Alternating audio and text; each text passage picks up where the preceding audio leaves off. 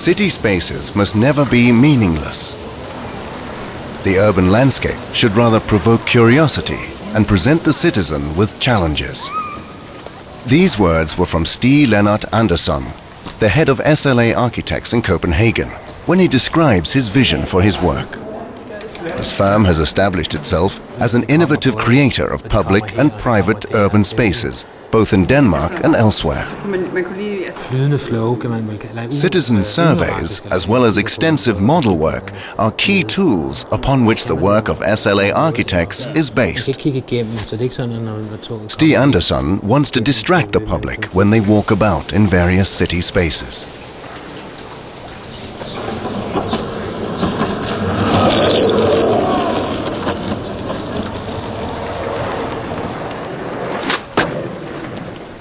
Due to increasing urbanization and alienation from nature, it is necessary to bring the landscape back into the city. Through a conscious selection and handling of elements from nature in city spaces, you can reintroduce materials such as water, trees, grasses, soil and sand in urban architecture, and at the same time both redefine its values and challenge your perception of it.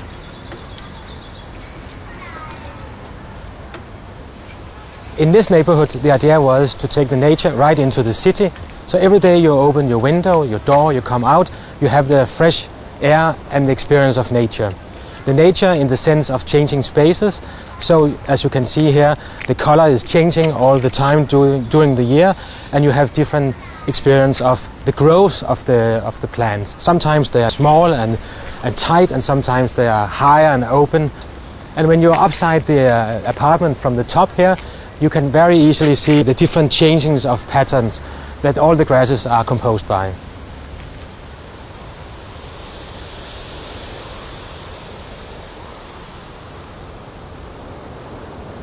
When nature is restored in the city, it becomes outstanding and present in a different way.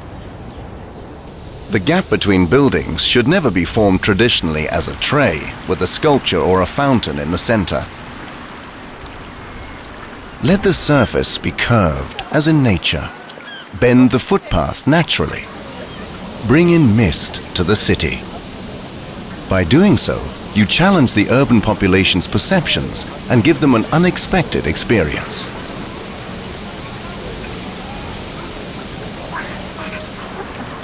Water is like language, constantly changing. Water has no color, no smell, but it is shaped and colored by the surroundings or the climate. It transforms constantly. For a moment it is hard and shiny ice. Thereafter it's soft and flexible, flowing noisily and reflective. And subsequently it becomes impalpable, airy, vaporous, becoming as fluffy as clouds in the sky. All these phases in the water cycle probably constitute the most important aspect in Stig Andersson's urban design. Water can be used for more than just a fountain. For example, in this location, here steps and a ramp connect the different levels between two squares. A north-facing wall was doomed to be neglected as unusable. But Stig Andersson chose to transform the spot into an attraction. In this area, we have a higher level up here and a lower level here. And the distance between these two is this wall. And it's a fantastic opportunity to make a waterfall, both to enjoy the sound and to feel the water.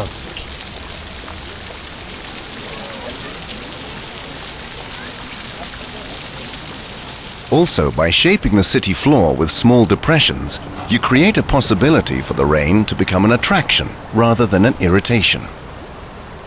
The depressions keep the rainwater in artificial water puddles and thereby involves the possibilities and qualities of water. The water can reflect surrounding buildings, plants, people, and the sky above, until the wind wipes the images away again. By accentuating the water in its various states, we become conscious of the cycle of change and hopefully rediscover qualities of nature. The conscious making or sculpturing of water in city spaces can challenge us to stop for a moment to sense to see and to feel the water in a new way.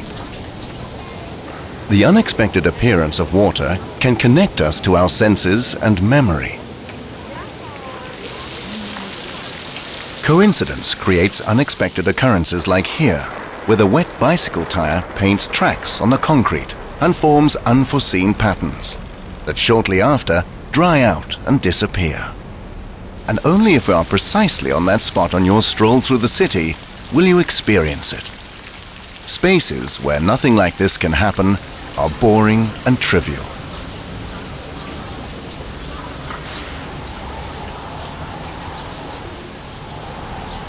In Denmark, the predominant wind comes from the west. And this is a fantastic opportunity in this specific area to articulate the wind. For this reason, I planted this pine tree forest to stop the wind, which is coming from this side, into here. And then create a more calm area here on the hard surface urban space. So people visit this site here can have many kinds of experience of nature.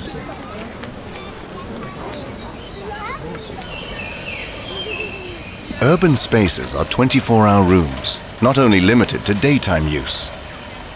Therefore, Stig Andersson allows open space to change character when it gets dark. By the use of light, sounds, and changing attractions, this can be experienced at Solbjerg Square in Frederiksberg.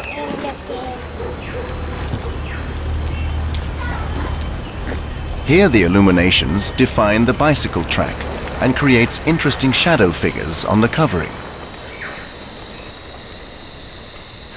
When crossing the square on an evening stroll, unexpected sounds like a howling snowy owl or running trains meet the ear. A pre-programmed sound tape is coming out of 32 loudspeakers placed under the pavement to revive sounds from other environments.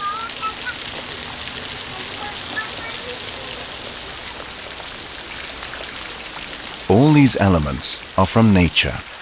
Light, trees, water, sounds are put together in a complex pattern that by itself shape a small local world with its own peculiarity and identity. These local spots become peculiar and personal without being dependent or defined by surrounding buildings. Instead, they express their own value of splendor that in this context hopefully becomes an addition to the city spaces.